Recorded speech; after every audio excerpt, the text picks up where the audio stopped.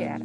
Olha, o papo aqui não para, mesmo no intervalo, ainda bem que a gente voltou, porque agora a gente conversa com você, que é tão mais gostoso quando você faz parte desse bate-papo. E olha quem chegou aqui para conversar com a gente também, a doutora Ana Carolina Mazarotto, que é ginecologista. Muito obrigada pela presença, viu? Obrigada pelo convite. Vamos tirar, desmistificar, entender o que é.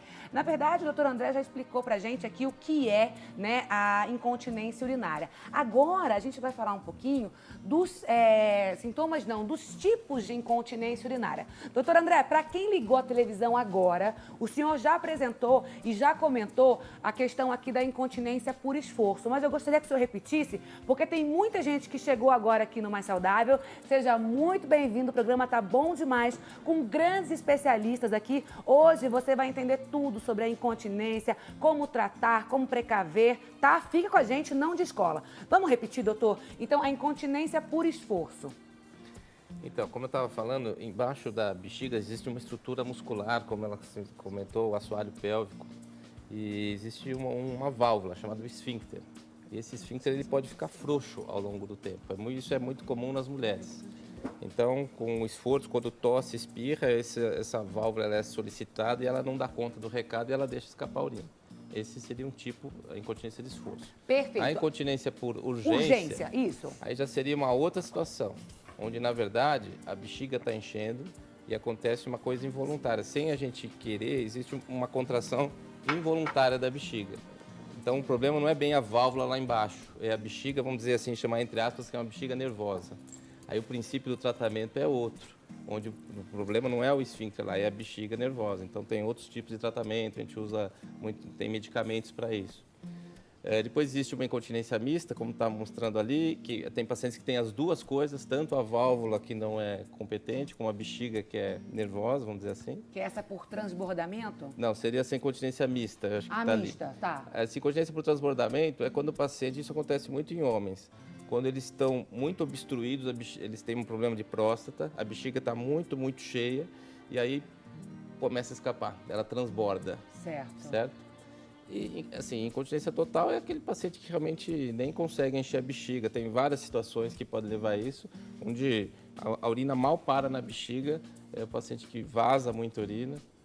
Muitos desses estão usando as fraldas aí. Né? As fraldas são a grande salvação de toda essa história mesmo. É o que a gente falou logo no começo do programa. A fralda geriátrica, gente, ela traz qualidade de vida para quem tem problemas de incontinência urinária. Uma pergunta, doutora Ana, por exemplo, mulher, a gente tem mania de segurar a urina, né? Ai, não vou naquele banheiro, não vou naquele outro, então vou segurar. Quem muito segura a urina, no futuro pode ter um problema de uma incontinência? Na verdade, inclusive, é uma das terapêuticas, né, que a gente usa, acho que o doutor André pode até comentar depois também, que é a micção programada, em alguns casos que a gente orienta, justamente por causa dessa incontinência urinária. Então, segurar a urina não é bom, primeiro porque às vezes pode acarretar de dar alguma infecção urinária, e também porque a gente tem que ensinar, vamos dizer assim, a nossa musculatura pélvica, a nossa musculatura da bexiga para poder ter esse treinamento na micção mesmo. Perfeito. Chegou a hora que a gente adora, que o Brasil entra aqui com a gente na nossa sala de bate-papo. Vamos ver quem conversa com a gente? Minas Gerais, Belo Horizonte, Minas Gerais. Olha, gente, tem um surto de febre amarela em Minas Gerais. Então, vocês mineiros que estão sempre aqui com a gente no nosso Mais Saudável, presta atenção. Daqui a pouquinho eu vou falar, tem cidades aí, o governador já de Minas Gerais já falou, decretou esse estado de urgência. Daqui a pouquinho eu vou falar cidades, prestem atenção. Tomem cuidado, principalmente nessa época, que é uma época de chuva, tá bom? Muito obrigada pela participação de todos vocês aí de Minas Gerais.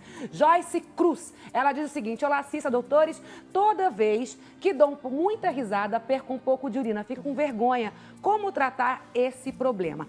Aí que tá, doutor. Por exemplo, alguém que de repente está numa festa, está conversando socialmente, dá risada, como ela falou, e aí de repente acontece exatamente isso que a gente falou. Ai, tô aqui conversando com vocês, tô louca de vontade de ir no banheiro, mas eu não vou, tô segurando, tá, não sei o quê. Começa a rir, começa a me movimentar, automaticamente eu tenho um gotejamento ou um vazamento de urina. Isso já representa que eu tenho a incontinência? Assim, toda perda de urina, por exemplo, a gente avalia, tem alguns critérios. Um dos critérios que a gente usa, por exemplo, é na história, as mulheres passam a usar um forrinho. Isso até um critério que a gente usa. Quantos forros uso por dia e troco por dia? Esse é um critério objetivo. Porque quando o paciente pega e fala assim, não, eu perco urina, é uma coisa que fica meio subjetiva, você não sabe direito quanto. Então para a gente tentar avaliar a gravidade dessa incontinência, um dos critérios é usar, se ela usa um forro. Tem que usar um forrinho? Você sempre que sai de casa usa um forrinho? Se ela já usa rotineiramente, é porque essas perdas são frequentes. E depois a gente vai ver com que frequência ela troca isso. Muitas vezes as mulheres usam um absorvente íntimo e tal, falam assim, doutor, eu troco uns 3, 4 vezes por dia. Ou seja, isso é um sinal para nós, médicos, que ela tem uma incontinência considerável. Então, isso é uma coisa que a gente usa na história, né? Mas assim, em relação àquele caso da Joyce em particular, como ela parece ser uma perda por esforço, tá ligada à risada, é um momento que as mulheres perdem com frequência. Muitas falam de academia, então agora tem essa moda de... Muitos chegam no consultório e falam, vou naquela de ficar fazendo pulo na academia, tem um jumping. Essa aí eu vou contar pra você, lascou pra mim também. Deu ruim pra mim, mas no grau que eu vou contar. Essa é fatal. Eu tô aqui escutando o senhor, eu tô achando que a gente vai ter que fazer uma consulta. Já tá se identificando.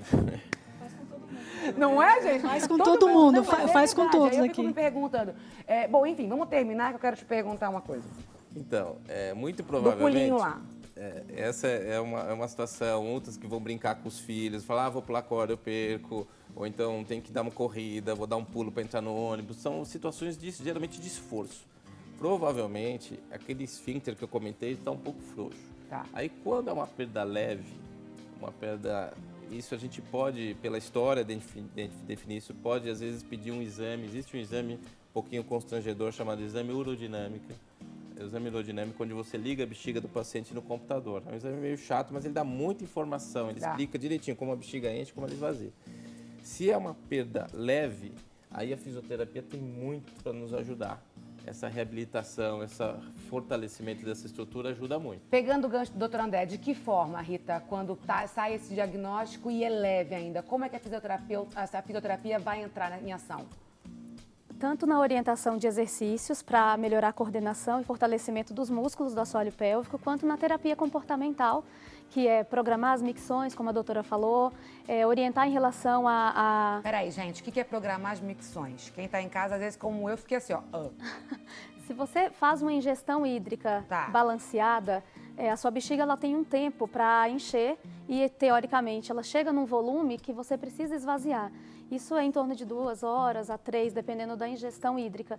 Então, programar as micções é colocar mais ou menos horários com esses intervalos para conseguir fazer com que ela encha adequadamente e esvazie adequadamente também, evitando então que você ou segure muito ou que você vá com uma frequência muito aumentada e limite a capacidade de enchimento da bexiga também.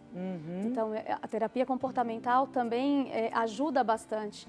Uma outra coisa que a gente orienta muito e que é muito comum no consultório, a questão do posicionamento para fazer xixi, principalmente das mulheres, que foi até o que você comentou. Às vezes ela vai no banheiro, ela não fica sentada completamente, fica mais ou menos em pé, com a roupa grudada aqui, então fica com as pernas A gente fica presas. meio assim, né? Ó, gente, eu vou fazer aqui, todo mundo vai se identificar, porque eu adoro fazer as coisas para as pessoas prestarem atenção. A gente fica assim, né, ó.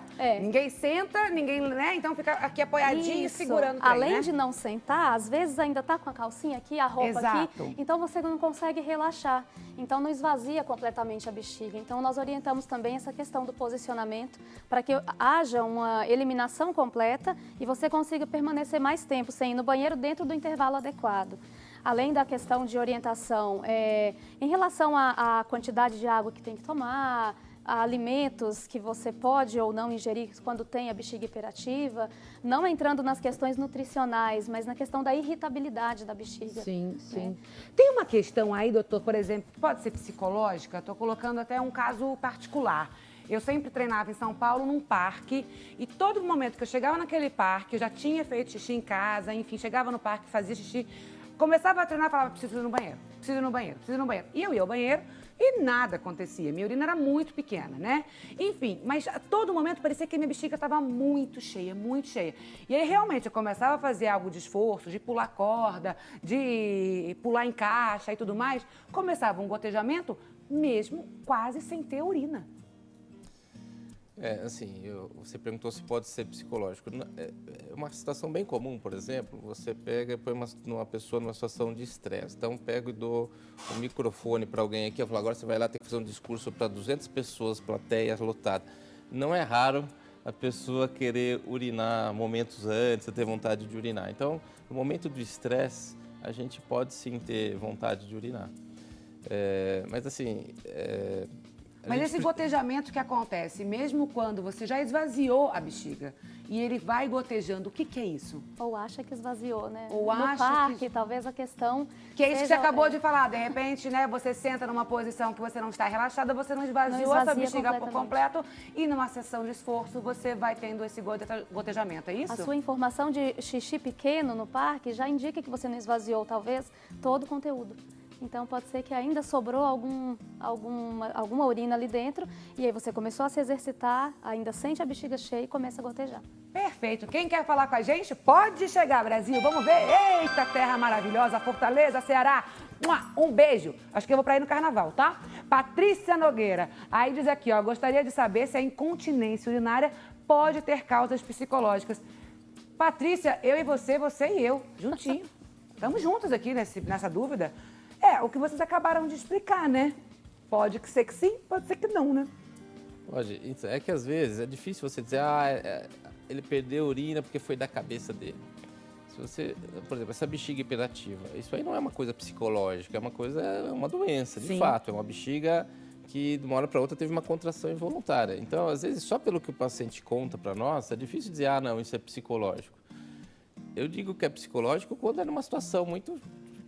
como essa que eu dei o exemplo, assim, olha, é quando eu estou nervoso, quando eu estou estressado, tenho que me apresentar e tal, isso acontece muito comigo. Talvez em crianças, eu também diria que tem algumas alterações psicológicas. Então, por exemplo, às vezes quando a gente acompanha a criança nunca perdeu urina. Aí, às vezes, nasceu um irmãozinho, ou os pais separaram, elas começam a ter enurese, por exemplo, perder urina à noite. Isso já a gente vê com uma certa frequência. Então, assim, são casos e casos. Sim. Em alguns aspectos pode ser psicológico, sim. Doutor, os fatores de risco, né? Por exemplo, a incontinência urinária, ela é hereditária? Se minha mãe tem, eu tenho que ficar de olho, como que funciona? Quais são os fatores de risco aí? Então, quando a gente fala em incontinência urinária, a gente está falando de uma série de pacientes, são pacientes diversos, né? O mais comum, acho que são as mulheres.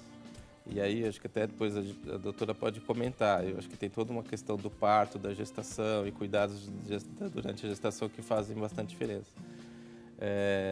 No homem, por exemplo, tem a ver com problemas de próstata. A criança também tem a sua situação. Então, cada situação tem. É uma. Mas, assim, de uma maneira geral,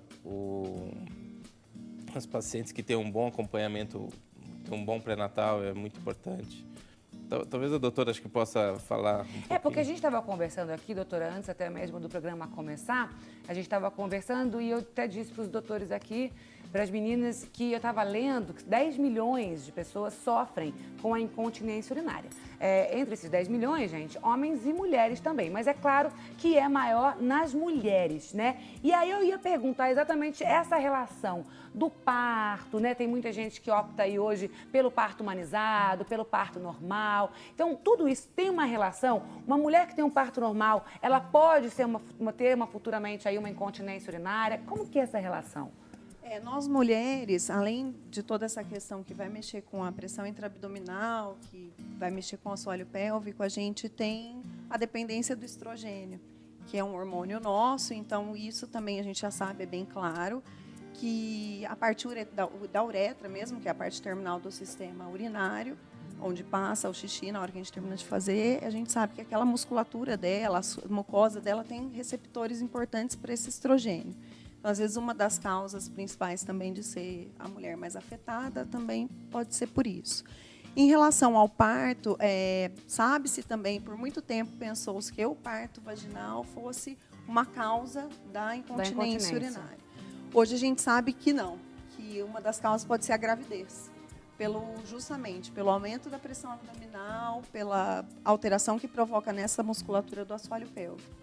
Então, o que a gente recomenda é sempre ter uma boa assistência, seja ela de parto vaginal, parto cesáreo, uma boa assistência pré-natal.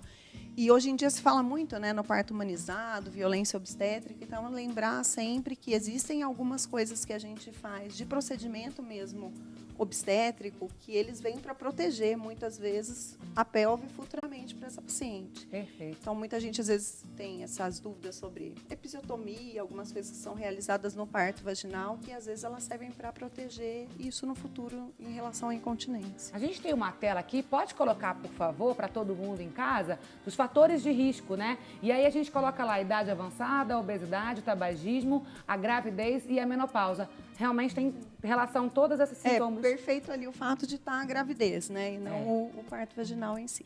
Perfeito. Gente, pega o telefone, liga, participa. Hoje a gente está falando sobre a incontinência urinária. Se você aí solta a urina no momento que você faz um esforço, no momento que você espirra, no momento em que você tosse ou dá uma risada, pode ser a incontinência. Quer saber o que causa, como tratar, como prevenir, o que você pode ter aqui, né, na sua mão para ter aí, garantir uma qualidade de vida maior? Pega o telefone, liga, participa com a gente, 0800 777 0021. Tem também o 1938719620. Se você quiser conversar com a gente através do nosso telão, maissaudável@rs21.com.br. Eu vou para um rápido intervalo. Você aí, fica juntinho comigo, não descola. Eu vou e volto voando. Espera.